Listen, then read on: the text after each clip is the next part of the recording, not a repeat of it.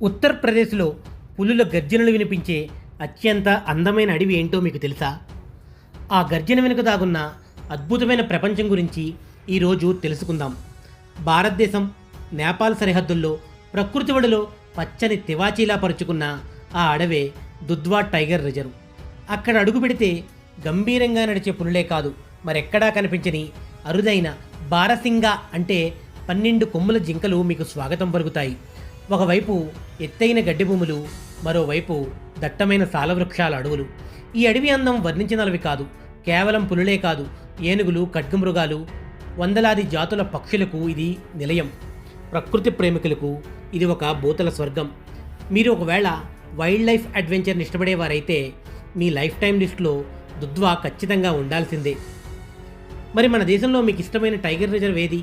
అది ఎక్కడ ఉందో కింద కామెంట్స్లో చెప్పండి. ఇలాంటి మరెన్నో ఇంట్రెస్టింగ్ ఫ్యాక్ట్స్ కోసం వెంటనే మన ఛానల్ని సబ్స్క్రైబ్ చేయండి.